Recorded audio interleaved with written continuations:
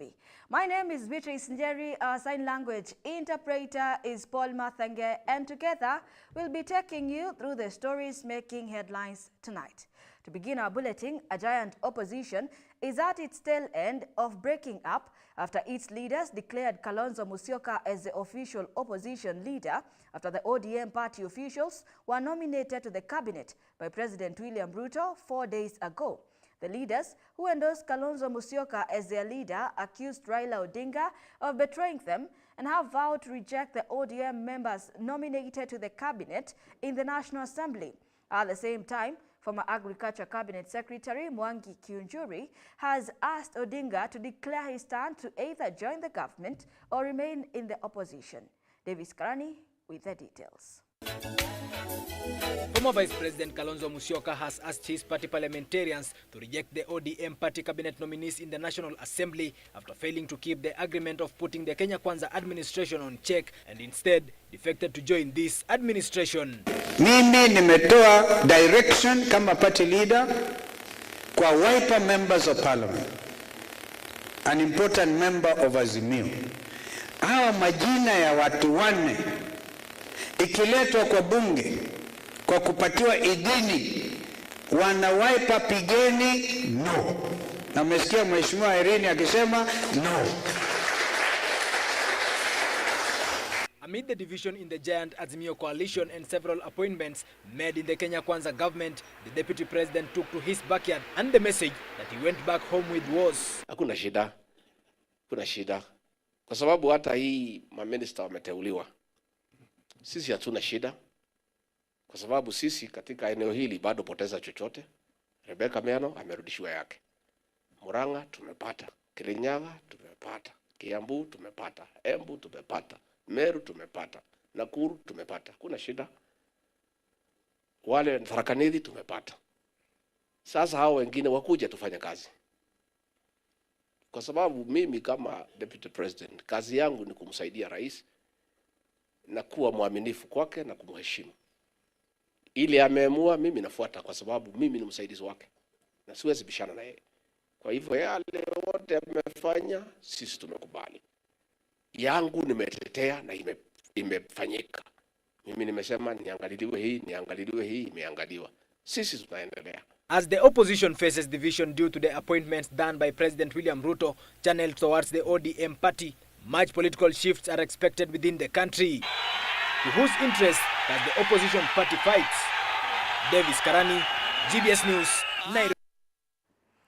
During a town hall meeting in Mombasa, President William Ruto reaffirmed his commitment to upholding the Constitution and protecting the rights of journalists. He emphasized that despite having the authority to restrict media operations, he chose not to, allowing them to continue coverage of critical events across the nation. However, this assurance comes at a time when many journalists are voicing serious concerns over police harassment and violence during this protest. Notable incidents, including the shooting of a Nakuru-based TV journalist and a police abduction attempt on veteran journalist Macharia Gaitho, have raised alarm bells about the safety and independence of the press in the country. Susan Ganga with the full report. Moving on, Kenya's political field has been facing political divisions in the public, but the key players in the field are close allies within the curtain. This has always been happening in the government, businesses, as key players join together and form it jointly, leaving their followers in suspense. Our political reporter Davis Karani calls it a game of chicken, and here is a political irony scenarios in the political field. Nobody can stop reggae. Nobody.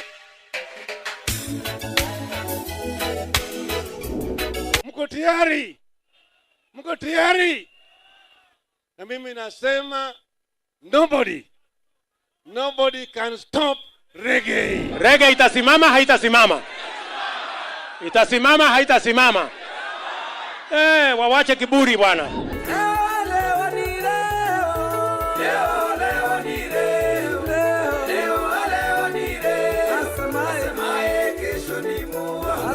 I don't even dream of engaging with them. Ati huyu akitaka aje ongee sio na mimi niongee na Ruto nini? mimi nikamtafute, atanipa nini? Mimi nawaambia hii serikali ni ya mahasla. Hakuna nusu mkate, hakuna handshake, hakuna hiyo borojo. Ati hiyo jamaa ni watu ambao wanapenda mambo ya kufanya maandamano, ati wanataka handshake, sijui nini. Nasema hapa leo, sitaki mambo ya handshake. The political arena in Kenya is a game of chicken. Tuanze na chini huku safari hii. Ndio tupange ajira ya vijana hapa chini. Ndio tupange biashara yenu hapa chini. Ndio tupange kilimo kwanza hapa chini. Yaani hapa bottom. Hapa chini. Alafu tuende up. Yaani bottom alafu up. Yaani bottom up. And today, we sank into the game of mind played by politicians. 2 years ago, President William Ruto had a message to the opposition to cash, bank, and keep the receipt for themselves. Waliletea fujo Moi mpaka wakapata cooperation. Wakakuja wakasumbua Kibaki mpaka wakachukua nusu mkate. Wamekuja wakazungusha Uhuru hapo mpaka wakaenda na handshake, program yetu ikapotea, BBI ikaendelea, tukazama, tukaingia kwa madeni. Sasa mimi nimewaambia, hii serikali hii, mimi nawaambia hii serikali ni ya mahasla.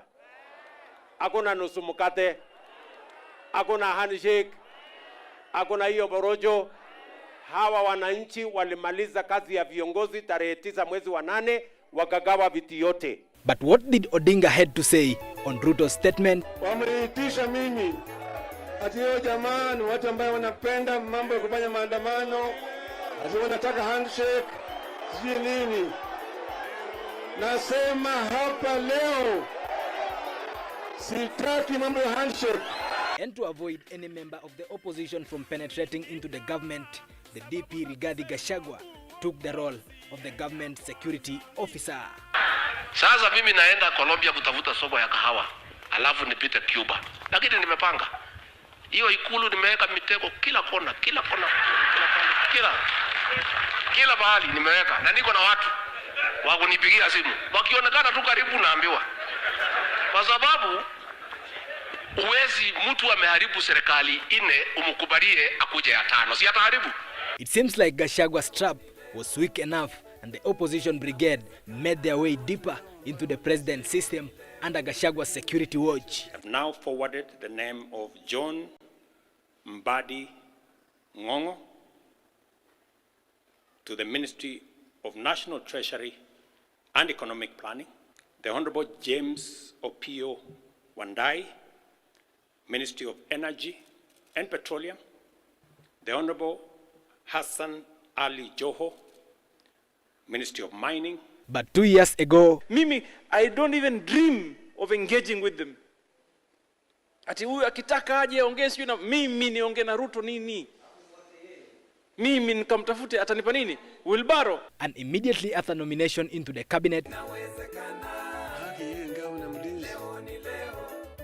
just within the same lane, I have now forwarded the name of the Honorable Wycliffe Ambetsa of Paranya, Ministry of Cooperatives and Micro, Small and Medium Enterprise Development. but early before, even Oparanya was not left behind in attacking President Ruto, and different from others who attacked the president verbally, to him, he chose a model of using his social media and writing through his X account.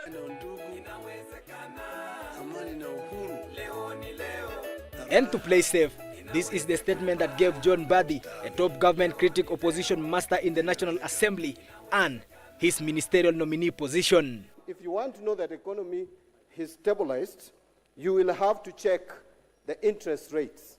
The interest rates, Mr. Speaker, on government premium instruments like treasury bills and bonds are in the region of 16 and 18%, signaling that our banks would definitely and certainly charge around 24%. That is not an economy that has been stabilized.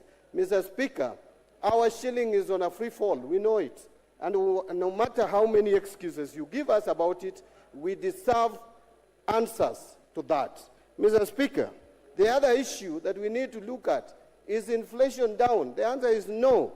Actually, the only inflation that has gone down is food-led inflation. As I sum up, kindly Senator Mandago, What do you have for those in the political field? Usiweke maneno ya siasa kwa roho tafadhali. Weka kwa lungs. Ndio ukipumua tu after election. Akwenda. I almost defected to opposition. But on my way, when I was going to where Raila was, alafu Raila akaniambia niweke sufuria kwa kichwa.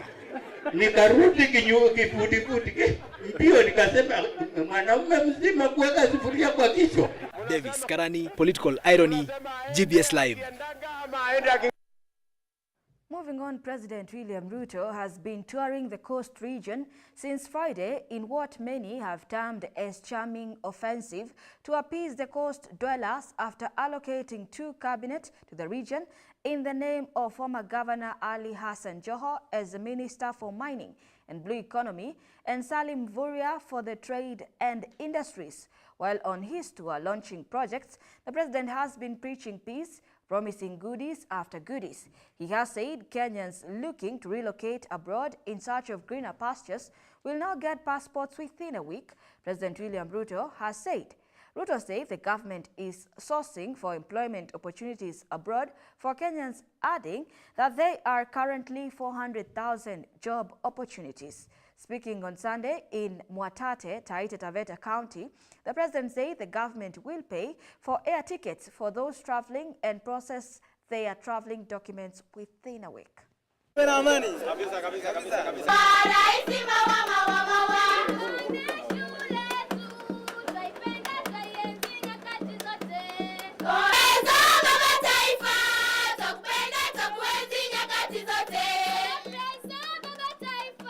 Sisi tunamuunga mkono rais wetu kwa sababu rais wetu ameamua kuhakikisha Kenya inakuwa moja.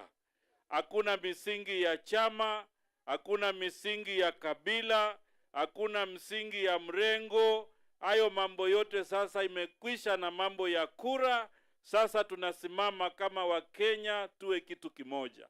Mimi tunawaomba wakati rais anaunganisha Kenya, hii kone isiachwe nyuma. Tushirikiane na rais wetu, tuhakikishe hata 2027 hakuna maneno mengine tena, ni Ruto aendelee asiendelee. Ndugu zangu watu wa Tana River, mnakubali tuendelee namna hiyo? Tuendelee ama tuendelee? Tuendelee ama tuendelee? Ati kuna watu wengine wanafikiria kwamba watatufanyia maandamano ati Kenya isimame. Hii Kenya itasimama kweli? Kenya itasonga mbele, haitasonga mbele? Wale wanasema Kenya itasonga mbele nione kwa mkono. Na mimi nataka niwaambie, hatuwezi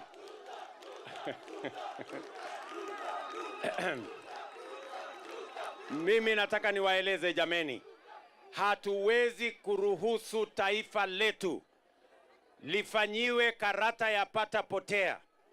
Watu wachukue, wafanye maandamano, walete maafa, walete uharibifu wa mali, wachome manyumba ya serikali, wachome mambo ya serikali kwa sababu ya mambo ya kibinafsi. Mimi nasema ya kwamba tutatetea katiba ya Kenya. Tutahakikisha ya kwamba kuna usalama katika taifa letu la Kenya. We will not allow a few people to destroy our democracy and to destroy our country. We are a peace-loving nation. We are a nation that believes in the rule of law. We will never allow a few people to cause mayhem, to cause anarchy, to destroy property, to burn down government buildings, to cause problems in our republic. We must stand together as Kenyans to defend our democracy and to defend our nation. Watu wa Bangale tunaelewana jameni? Munasema tusimame imara. Na nimewaambia wale wote, Kenya ni nchi ya demokrasia. Hawa wananchi ndio wanaamua viongozi kutoka MCA mpaka rais. Uongozi wa Kenya haiamuliwi kwa fujo, haiamuliwi kwa social media, haiamuliwi kwa maandamano, haiamuliwi kwa vita, haiamuliwi kwa kuua Wakenya. Uongozi ya Kenya inaamuliwa na Wakenya hapa kupitia demokrasia, na Wakenya wanajua vile ya kufanya hiyo kazi. Jameni, watu wa Bura tunaelewana jameni? Tunaelewana? Tuko pamoja? Munasema tuungane, tupeleke Kenya mbele. Ndio juzi mimi nimetengeneza serikali ya kuunganisha Wakenya wote, na nimesema Wakenya kutoka kila jamii, kutoka kila sehemu, kutoka kila mirengo, tutaungana ili tuhakikishe ya kwamba Kenya inapiga hatua ya kwenda mbele. Kuna wale ambao wananiuliza maswali mingi, mimi nataka niwaeleze, the interests of the Republic of Kenya come first before any other interest, political or otherwise. During a town hall meeting in Mombasa, President William Ruto reaffirmed his commitment to upholding the Constitution and protecting the rights of journalists. He emphasized that despite having the authority to restrict media operations, he chose not to, allowing for continued coverage of the critical events across the nation. However, this assurance comes at a time when many journalists are voicing serious concerns over police harassment and violence during these protests. Notable incidents, including the shooting of a Nakuru-based TV journalist and a police abduction attempt on veteran journalist Macharia Gaitho, have raised alarm bells about the safety and independence of the press in the country. Susan Nganga with the full report. That is a source of concern to many families, many young people across Kenya. President William Ruto reaffirmed his commitment to upholding the Constitution and protecting media freedom during a town hall meeting in Mombasa. Last year, I will protect. I mean, many countries that have gone through what Kenya have gone through, Bangladesh, for example, they switched off the internet, they switched off the TVs, they did whatever they did. Kenya is running full steam. Internet is available every day. People are talking from all over the place. I mean, newspapers are writing whatever they want. The TV has 4 screens. They are showing what's happening in Kondele, what's happening in Suinwea. I mean, what further freedom surely would you ask from me? You know, I have the machinery to switch them off. I did not switch them off. Because I am a believer in the rule of law. And I am a believer in free media. You know, that's why the media can go out and demonstrate and call me names and do whatever they want. Doesn't bother me. But that is what freedom is about. That's what democracy is about.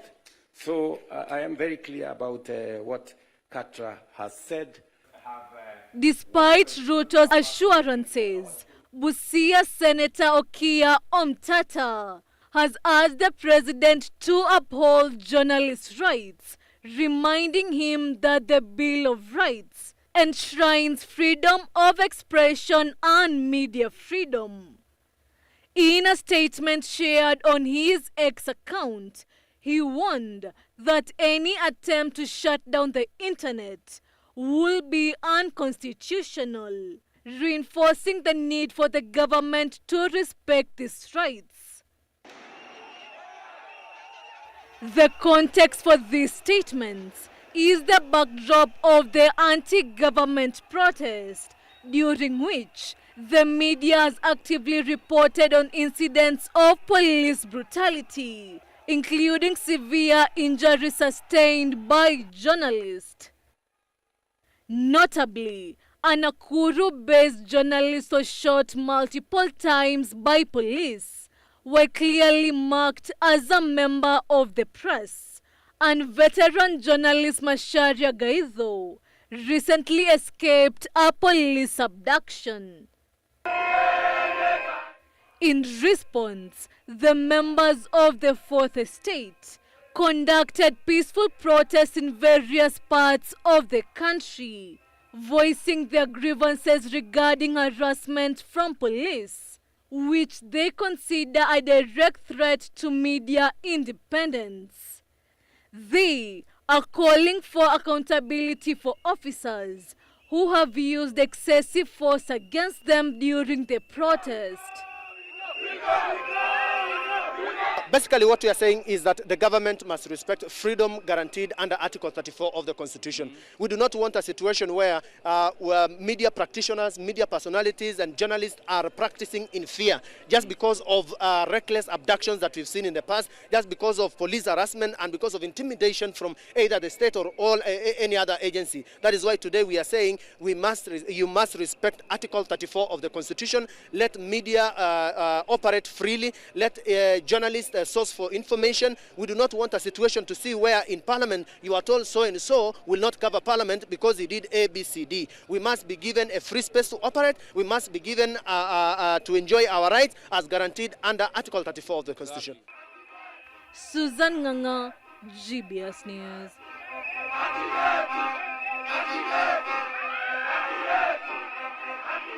Many thanks for joining this live broadcast. We have a lot lined up for you in our new segment tonight. But first, we take a quick break. We'll be right back. The moment we receive the word of God in our heart, from that moment, God starts working in our life. So the 4 lepers, they did not have hope. In fact, when you see them, they were so weak, and God has chosen the weak things of the world to confound the things which are mighty. So when you see from the Bible, Jesus, he became their hope, and Jesus can become our hope when we have no hope.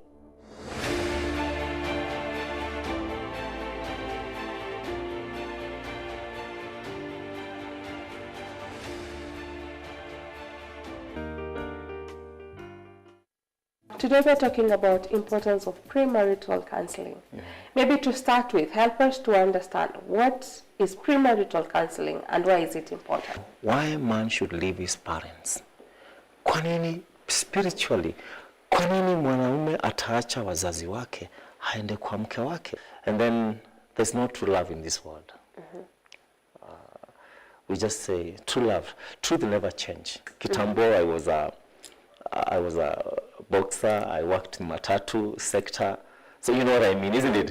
So nilipitia. As a pastor anyway, he says danganya, watu wananijua. A truth never change. Yeah. A truth never change. Yeah. So if I tell you the truth, it will not change. Even if you'll ask me 5 years later, as long as I said the truth, I'll not forget because that is the truth. Kuna msemo lakini ni uongo, ni wanasema ukiongea ukweli hautaishi na bibi.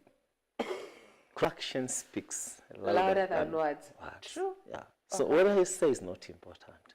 My actions are important. Nikamwambia mali jiwe na tupa si mali naanguka. And she changed her mind. And then I come, oh, pastor.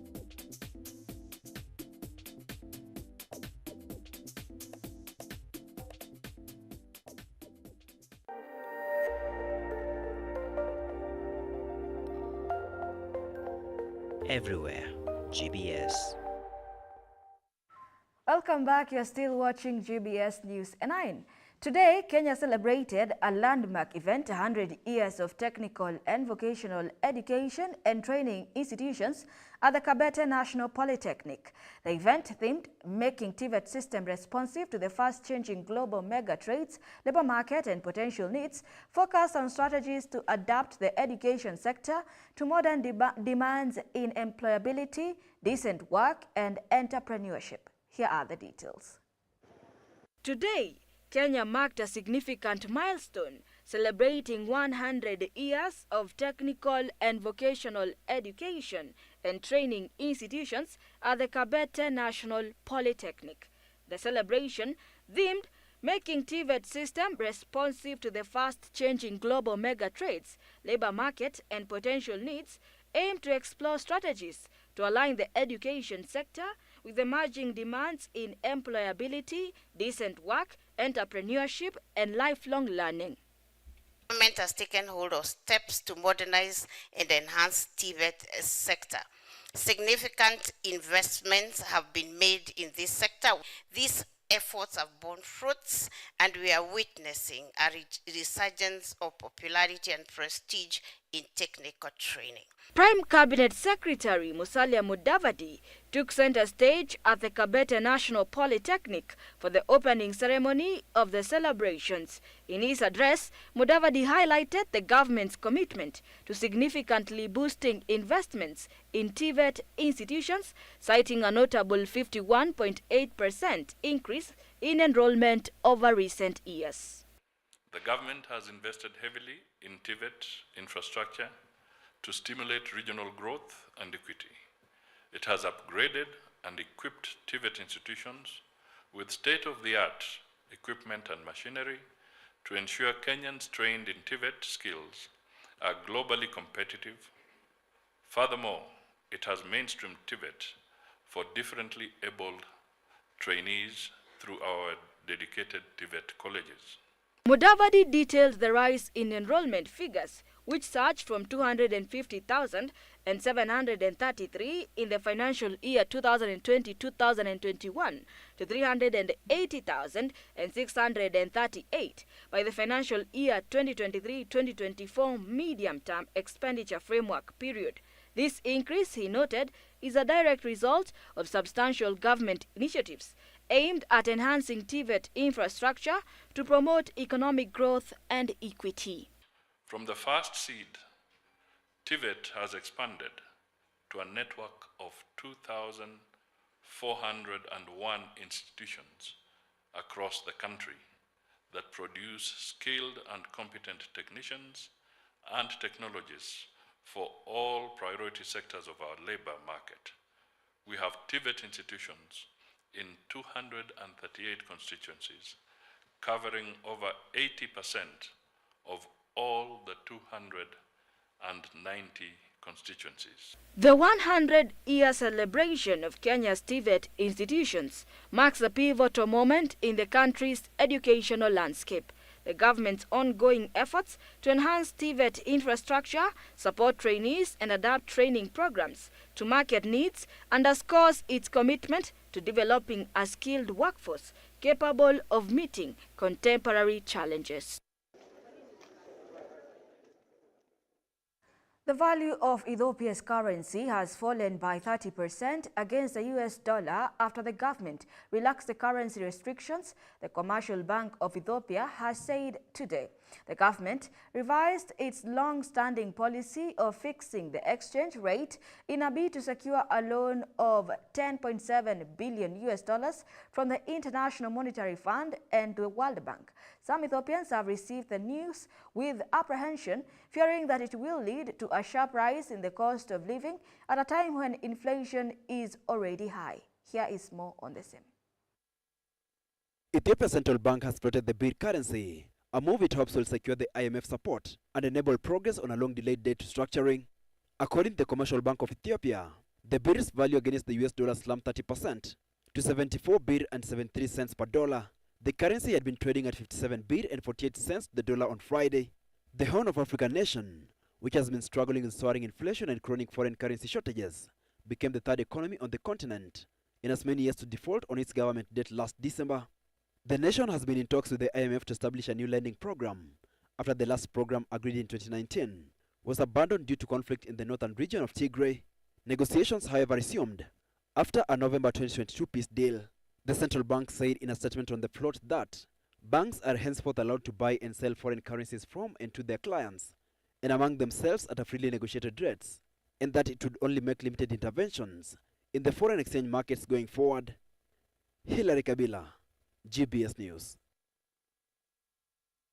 Tensions are rising between the Democratic Republic of Congo and Kenya, though DRC President Felix Tshisekedi sharply criticizing Kenya's President William Ruto for how he managed the Nairobi process. This process was meant to help resolve the conflict in eastern DRC, but Tshisekedi stated Ruto's actions had made things worse. Launched by former Kenyan President Uhuru Kenyatta, the Nairobi process has seen little progress since the late 2023, with Tshisekedi claiming Ruto's support for Rwanda had stalled the process and worsened tensions between the two countries. Here are the details. DRC President Felix Tshisekedi has criticized Kenyan President William Ruto for failing to properly manage the Nairobi process. Tshisekedi says Ruto has taken sides with Rwanda, which he believes has blocked progress in the peace efforts to address the ongoing violence in Eastern DRC through dialogue. But since the third round of talks in December 2023, the process has stalled and tensions between the DRC and Kenya have increased. With diplomatic relations strained, the future of the Nairobi process and regional stability is uncertain.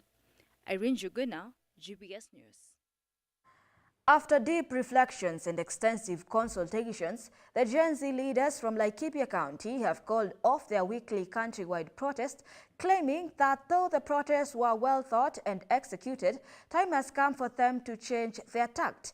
Meanwhile, in the swearing-in ceremony of the directors from Ndima Tea Factory, Kenya Tea Development Agency recently elected director in Zone 5, John Mithamo, covering Kirinyaga County, has vowed to push for more reforms that prioritize the farmer. Here is Tabitha Nyarinda with the details. Power. Power.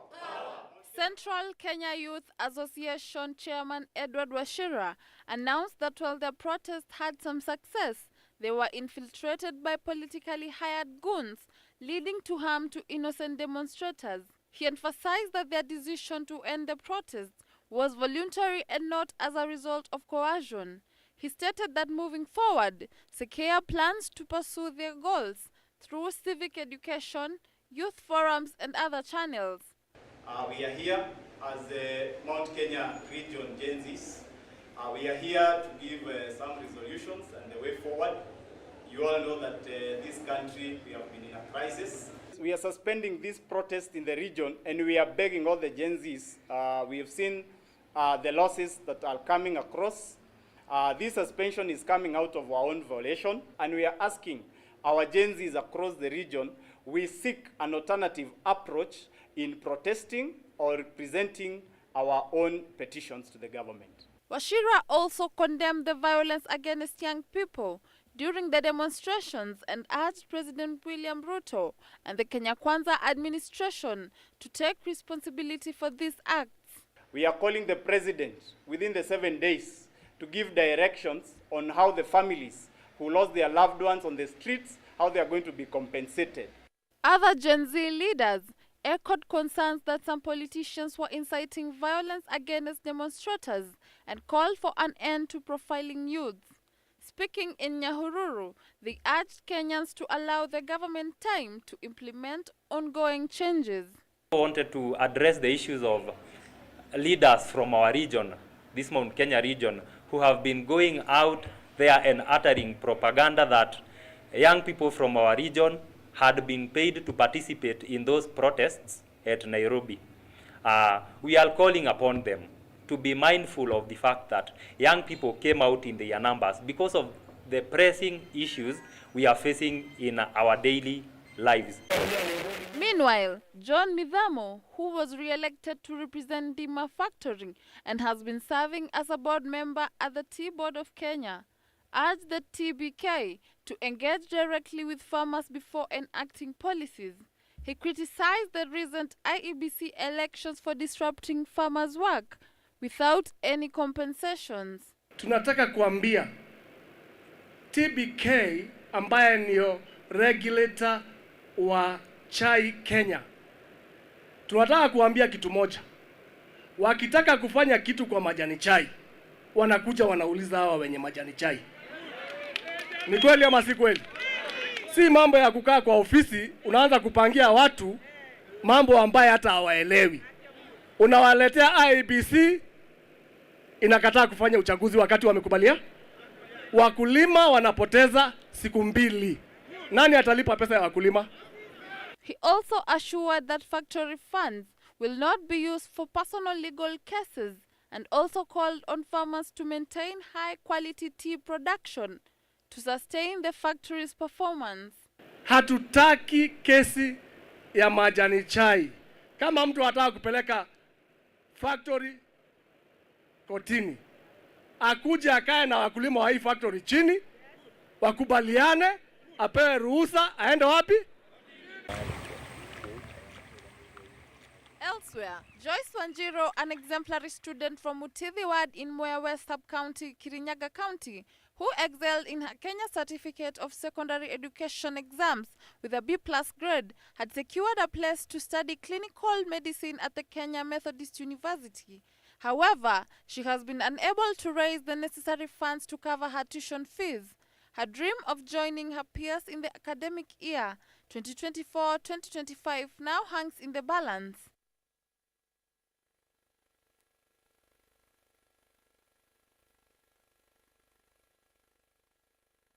Nilitoa Kenya Methodist University na ilikuwa inataka fee ya 500,000 per year. Niko nyumbani kwa sababu nilikosa fee ya kuenda shule na nilifaa kuenda mwaka jana, hiyo academic year ya 2023-2024. Joyce is now appealing to well-wishers and potential donors to assist her in achieving her educational goals and contributing positively to her community and country. Naomba wasamaria wema wanisaidie na school fees niweze kuenda shule. Itakuwa usaidizi mkubwa kwa jamii, si kwa jamii peke yake, pia kwa kijiji yenye nimetoka na pia kwa familia yangu. Her mother, Beth Wanjiru, is hopeful that support will come through to help Joyce attend university, admitting that the uncertainty of her daughter's future sometimes brings her to tears. Kwa sababu hatukuwa na uwezo wa kumpeleka university yenye alikuwa ameitwa, tulimwambia poe tu ataenda shule. Alikuwa hiyo na maswali mengi sana. Hata leo tunafurahia, tunaona kama Mungu ameshuka, ametufikia sisi. Tunamshukuru sana na tumempenda sana kwa vile mmekuja. Mbarikiwe sana na Mungu. In the meantime, Joyce is working alongside her mother in the Mwea irrigation scheme, performing menial jobs to help support their family. Despite these efforts, the financial burdens remains overwhelming. Tabitha Nyarinda, GBS News. Do keep your comments coming in through our SMS line 21144 and GBS TV Africa on all our social media handles. Our report brings us to our international news, but first let us take a quick commercial break. We have newly wedded couples in the house. They are going to tell us about their journey. So for me, mimi nilikuwa msumbufu since I was young. So my mom was tough on me. Kabisa. So for me, I feel wazazi wangu wote walikuwa so tough, walikuwa so strict. Hakukuwa na the softer one, like walikuwa kimoja. After high school sasa unajua mimi nilikuwa nimeambiwa kuna ka college fulani mahali utaenda usome. But for me nilikuwa najua acha niende nitafute tu dem. Juu sana chama za shule. Of course ningeenda nilikuwa naenda enter. So hizo ndio vitu mbili zinilivutia sana kuja IYF. Now mmekutana hivyo. Mlijua itakuja kuwa hivi ama what happened after that? Personally nilikuwa nimeshachoka na story na dating na relationship. Nilikuwa nataka kukuwa anti mado. Pesa. Hii video imeweza kutrend sana. Ningependa sana ichezwe. At least tuanzie from there.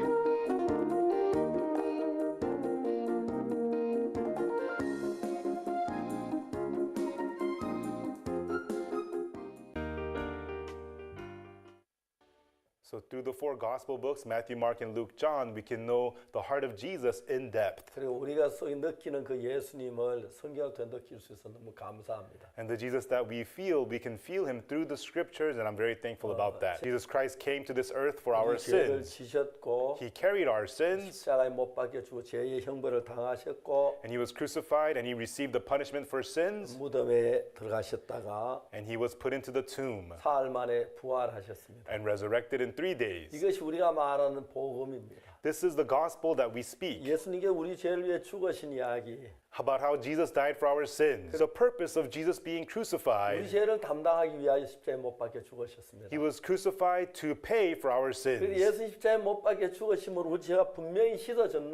And through Jesus being crucified, clearly our sins have been washed clean.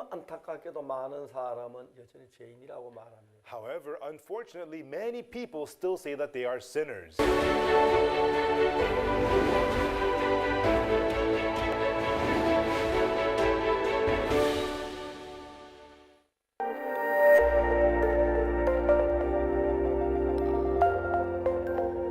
everywhere. GBS.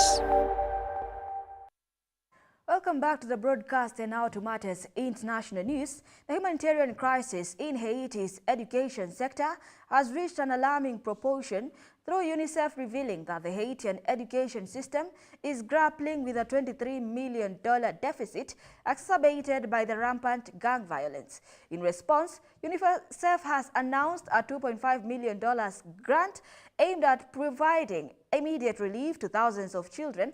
However, the broader impact of gang violence on the country's school persistence continues to stand. Here is more on the same. Schools across Haiti, particularly in the capital Port-au-Prince, are facing severe disruptions as gun violence rages on. Over 2,500 people have been killed or injured by gang-related violence in just the first 3 months of the year. The violence has led to the closure of at least 919 schools, affecting more than 150,000 students. Yasmin Sherif, Executive Director of UNICEF's Education Cannot Wait, was recently in Haiti and highlighted the urgent need for international assistance. A big part of the solution will be resolved through that. You will end extreme poverty, you will end violence, you will create political stability, you will have a viable workforce. As the country deals with this twin crisis of violence and educational deficits, the international community remains on high alert, hoping for both immediate relief and a sustainable solution to Haiti's profound challenges. Irene Juguna, GBS News. In a major step towards addressing critical overcrowding in prisons, the Democratic Republic of Congo has initiated the release of inmates from the Makala Central Prison in Kinshasa. Justice Minister Constant Mutamba announced the conditional release of the first 421 prisoners on Saturday, with plans to continue the process at a rate of 400 inmates per week. This effort aims to elevate the severe congestion at the country's largest prison, which currently holds more than 15,000 people, despite being designed for only 1,500. Here is a full report.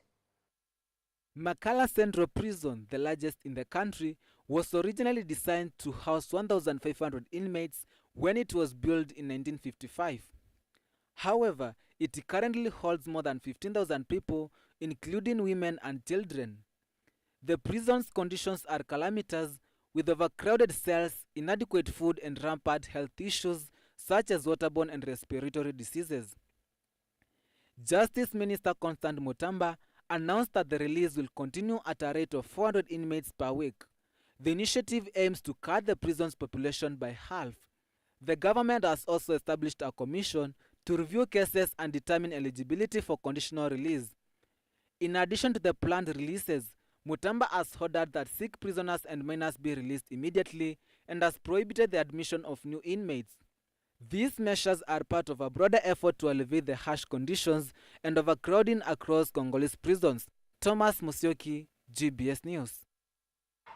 Former Nigerian President Mohamed Bazoum remains defiant despite being detained for nearly a year following a military coup on July 26, 2023. Overthrown by General Abdourahmane Tiani and his presidential guard, Bazoum has been held at the presidential residence under strict conditions, isolated from the outside world except for visits from his doctor. His wife, Hadza, shared this confinement with him, and they both denied phone access and communication with legal counsel.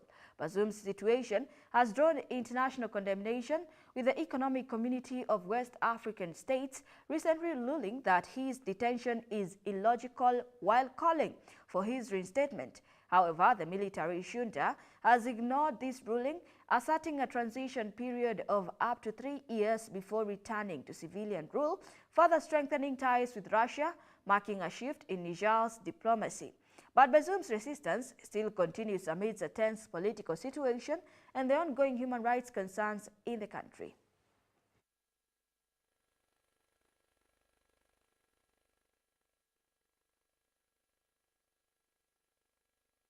At least 12 people, including children, were killed in an airstrike on a football field in the Israeli-occupied Golan Heights on Saturday, an attack that occurred in the Druze village of Majdal Shams, where many young people were gathered. Israeli authorities have blamed Hezbollah for the strike, while the group denies any involvement, an incident that marks the deadliest attack on Israeli targets since the beginning of Gaza conflict. Here are the details. An airstrike in the Israeli-occupied Golan Heights has resulted in the deaths of at least 12 individuals, including children, during a soccer match in the Druze village of Majdal Shams. The attack, which occurred on Saturday, is considered the deadliest incident on an Israeli target since the onset of the Gaza conflict. Israeli authorities have attributed the rocket strike to Hezbollah, a claim the group has denied. In retaliation, Israel launched airstrikes against Hezbollah positions in Lebanon, escalating tensions in the region. This violence raises concerns about a broader conflict as Israel and Hamas continue to negotiate a ceasefire with international officials involved in discussions aimed at de-escalation. The situation remains fluid, with fears that the ongoing hostilities could complicate efforts for peace in the region. Alex Mwangi, GBS News. 11 months after seizing power in a coup, Gabon's transitional president Brice Oligui Nguema is facing mounting calls to run in the upcoming presidential elections. As speculation about his candidacy intensifies, Deputy Prime Minister Alexander Barrow has announced he will not stand for office and will support Oligui Nguema if he decides to seek elections in August 2025. Here is the full report. Deputy Prime Minister Alexandre Barrow-Champria recently made headlines by announcing he would not pursue the presidency. Instead, Champria, representing the Rally for the Homeland and Modernity Party, declared that he and his party would back Nguema if he chose to run in the presidential election slated for August 2025. Under Gabon's transitional charter, Nguema is authorized to stand as a candidate in the forthcoming elections. However, the charter restricts other transitional leaders from participating in the electoral race. Although Nguema has not yet made a formal declaration about his candidacy, his actions and the growing public sentiment suggest a strong possibility that he might seek to continue his tenure through the ballot box. As Gabon navigates this transitional period, the debate over the president's potential candidacy highlights the country's evolving political landscape and the significant shift following decades of the Bongo family's rule. Thomas Musyoki, GBS News. Donald Trump and J.D. Vance have intensified their campaign against Kamala Harris, the presumptive Democratic presidential nominee. This offensive took place during a rally in Minnesota, a state the Republican Party has not won in over 50 years, through Trump labeling Harris as evil and questioned her loyalty to the nation. Vance, a Marine Corps veteran, defended himself against Harris' claims, stating that he would simply support Trump's agenda. As Kamala Harris gains momentum in the race following President Biden's withdrawal, the political landscape is currently becoming quite increasingly contentious. Here is more on the scene. As the 2024 U.S. presidential race heats up, Republican nominee Donald Trump and his running mate J.D. Vance have launched scathing attacks against Kamala Harris, the presumptive Democratic presidential nominee, describing her as evil and questioning her loyalty to the country. At a joint rally in Minnesota, Vance challenged Harris' recent claims about his allegiance, while Trump escalated the offensive, suggesting Harris will destroy the American dream if elected president. I'd like to ask the Vice President, what has she done to question my loyalty to this country? I served in the United States Marine Corps. I went to Iraq for this country, and my running mate took a bullet for this country. So my question to Kamala Harris is, what the hell have you done to question our loyalty to the United States of America? The former president continued his pattern of criticizing Harris on immigration and crime, labeling her a crazy liberal who wants to defund the police. Kamala Harris's deadly destruction of America's borders is completely and totally disqualifying for her to be president. you can have a person like this as president. As Harris' campaign gains momentum following President Biden's withdrawal, polls show she has quickly erased Trump's lead, setting the stage for a fierce battle in the final 100 days before the election. Alex Mwangi, GBS News. Do keep your comments coming in through our SMS line 21144 and GBS TV Africa on all our social media handles. And now for sports lovers, it is time for your most anticipated part of the news, the sports news. Let's get sporty.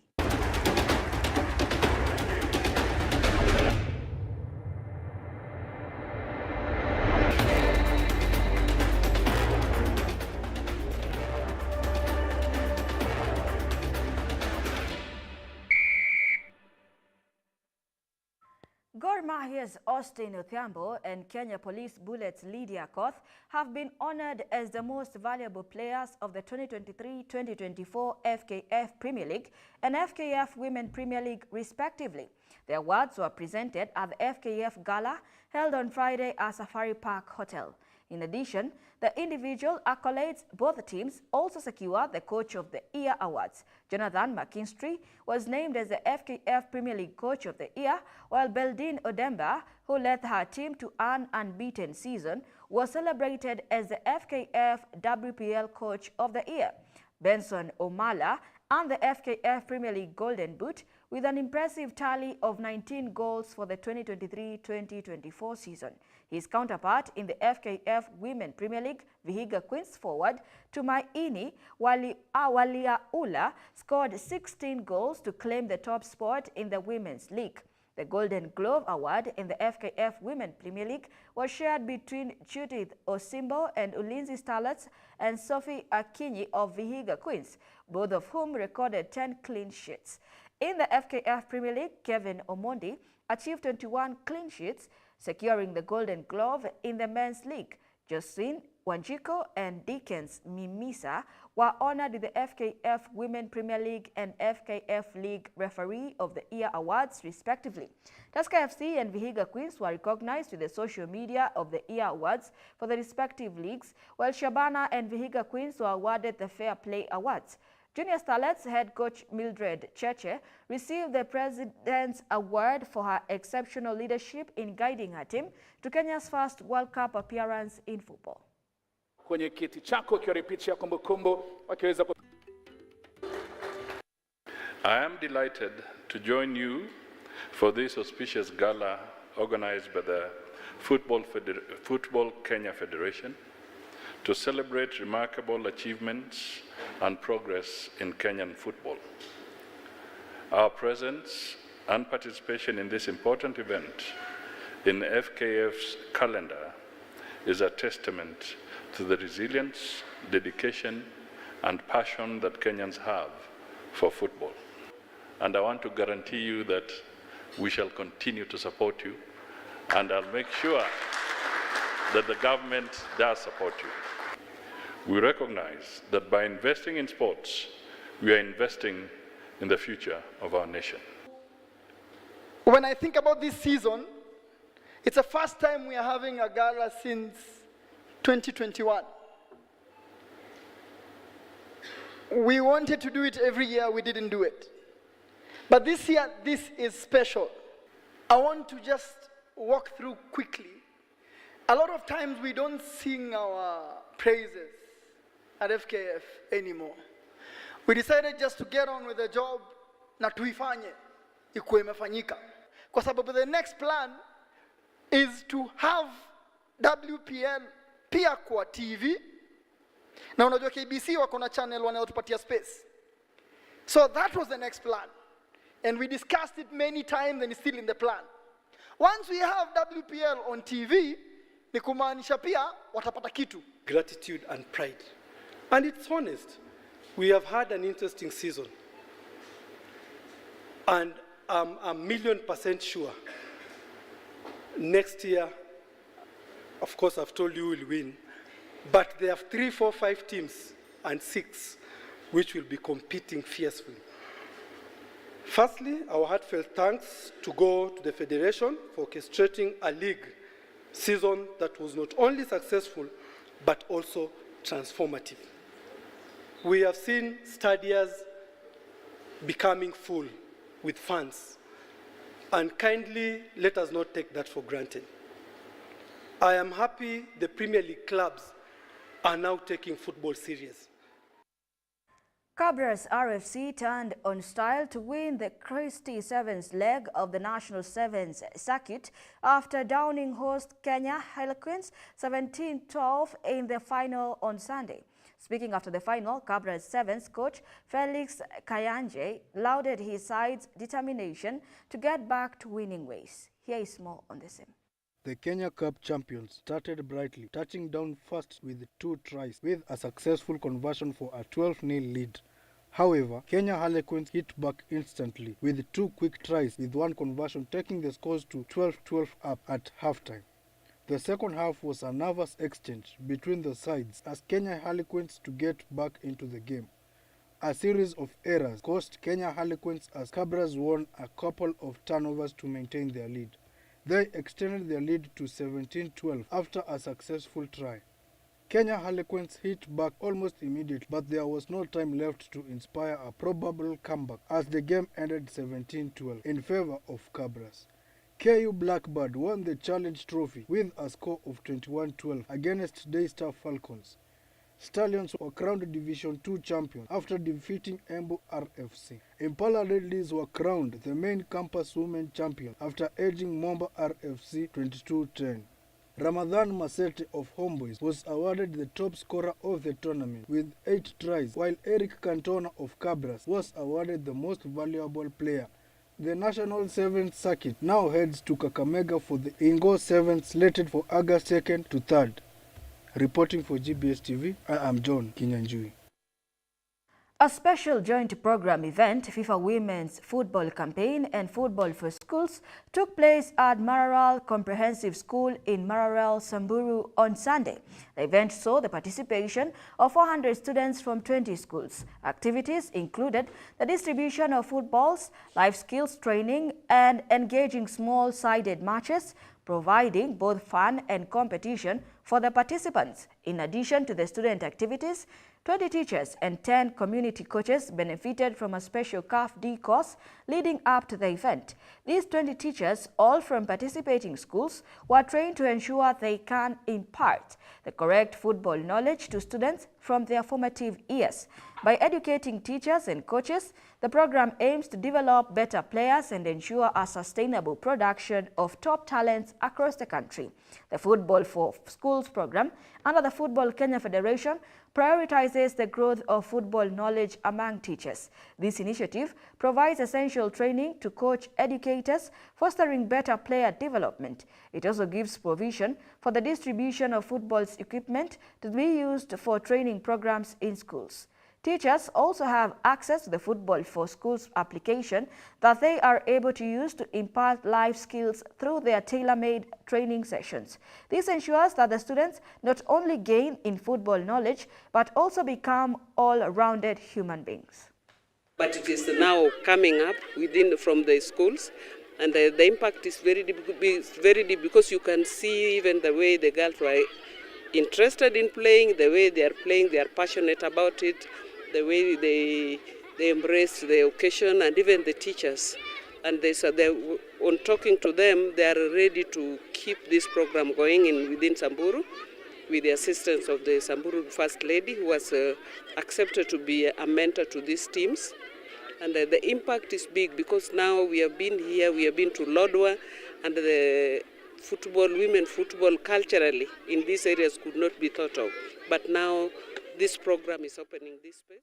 More than 40 coaches across from different parts of the country are set to obtain higher national diploma in the soccering coaching after a 4-day training conducted by the United States Soccer Federation in collaboration with the 365 soccer program. The training, dubbed the Book Sports Ministry Training, is currently ongoing at Word of Life Center in Kabete, Kiambu County, and is aimed at sharpening the skills and mentoring coaches to help improve grassroots football countrywide. The coaching clinic, which is conducted by coaches from the USA, is in partnership with the USSF, commenced on Sunday the 28th of August and will run until the 1st of August 2024.